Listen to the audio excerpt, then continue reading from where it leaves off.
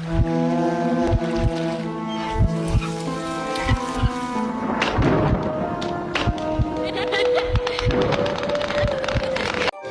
Everyone, এরকম video এই চ্যানেলে ফার্স্ট টাইম। তো আমার সাথে ঘটে যাওয়া আমি কিছু পার্সোনাল এক্সপিরিয়েন্স তোমাদের কাছে শেয়ার করতে চাই।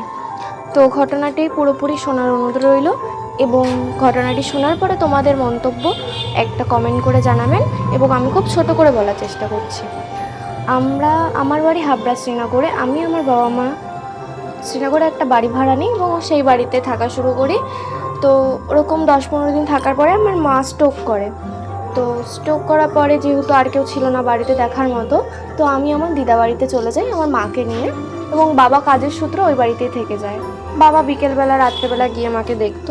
তো যাই হোক, একদিন আমি খাবার দিয়ে আসতাম, যেহেতু ওখানে রান্নার কোনো ব্যবস্থা ছিল না, বাবা একা কাজ করতো। তো আমি খাবার দিয়ে আসতাম যথারীতি।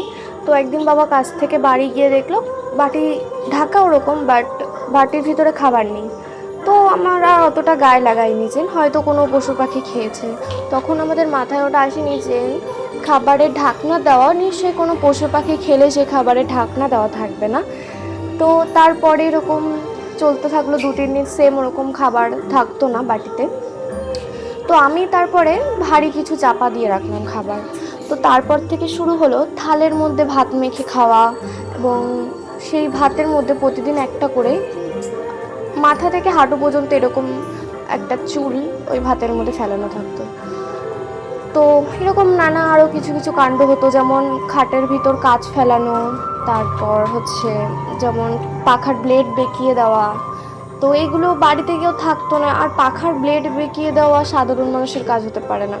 প্লাস জলের বোতল ঢেলে রাখা, জল ঢেলে রাখা মেঝেতে, এরকম নানা ধরনের অ্যাক্টিভিটি হতে থাকলো।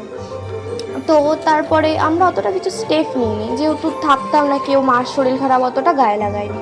একদিন বাবা লাস্ট ট্রেনে বাড়ি ফিরলো।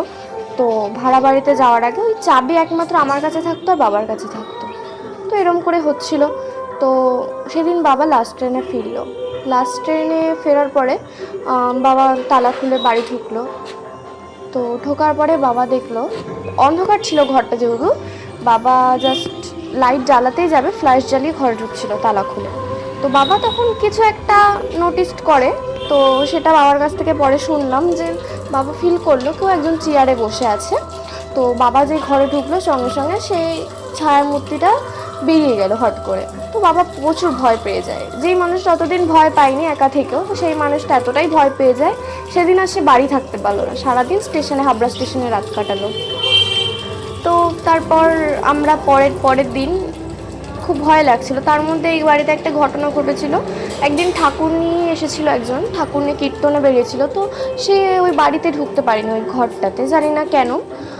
তো তারপর আর আমরা ওই বাড়িতে কোনো পুজো দিতাম না, সন্ধেবাতি দিতাম না, কোনো ঠাকুরের ফটো ছিল না, কারণ যেহেতু থাকা হয়নি প্রপারলি, তো ওই কারণে এই সেট আপটা করা হয়। তো 2-3 দিন পরে আমরা এই ঘটনাটা হওয়ার পরে একজন যাকে বলে ওঝা, একজন মুসলিম ওঝাকে ডাকা হয়। তো এবং সেই ওঝা এসে যেটা বলে সেটা আমরা কেউ বিশ্বাস করতে পারিনি, কারণ তিনি এসে বলে যে এই বাড়িতে একটা মহিলা এবং একটা পুরুষ ভাড়া থাকতো।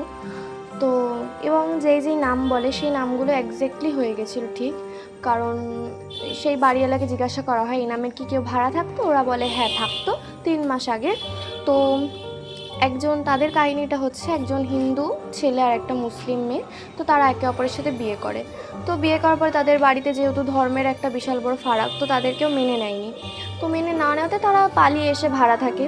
কিন্তু সেই ছেলেটার বাড়ির লোক ছেলেটাকে ফোন করার পরে 6-7 মাস মেয়েটার সাথে সংসার করার পরে ছেলেটা সে মেয়েটাকে ছেড়ে চলে যায়, এবং চলে যাওয়ার পরে 3-4 মাসের ঘর ভাড়া বাকি ছিল। তো এরকম করেই মেয়েটাকে তারপরে অনেকে সবাই কথা শোনানোর পরে মেয়েটা সুইসাইড করে, যেহেতু 3 মাসে একটা বাচ্চা পেটে, তো তার একটা খরচা আছে, প্লাস পাশে কাউকে দরকার ছিল। মেয়েটা এত চাপ না নিতে পেরে সুইসাইড করে। 2 দিন পর্যন্ত কেউ জানতো না। তো 2 দিন পরে কেউ দরজা খুলছে না এবং বাজে খুব একটা গন্ধ আসে বলে পাড়ার লোকেরা মিলে ঘরটা তালা ভেঙে দরজা ভেঙে দেখে ওরকম অবস্থা। তো পাড়ার লোকেরা মিলে বডিটা নিয়ে পুড়িয়ে দেয়। যাই হোক, বাড়ির লোকের কেউ ঠিকানা জানতো না। তো এই ঘটনাটা আমরা পুরোটা সেই ওঝার কাছ থেকে জানতে পারি এবং বাড়িওয়ালা বলে হ্যাঁ উনি যা যা বলেছে একদম ঠিক। তো তারপর থেকে আমরা ওই ওঝা বলে যে তোমাদের বাড়িটা ছেড়ে দেওয়াই উচিত, কারণ সে তোমাদের বাড়ির মায়া, এই বাড়িটার ঘরের মায়া ত্যাগ করতে পারিনি, তো তোমাদের এই বাড়িটা ছেড়ে দেওয়া উচিত। তো আমরা ওই বাড়িটা ছেড়ে দিই। তো এটাই আমার পার্সোনাল একটা এক্সপিরিয়েন্স তোমাদের সাথে শেয়ার করলাম। ভালো লাগলে like, comment, share and subscribe করে আমাদের পাশে থেকো।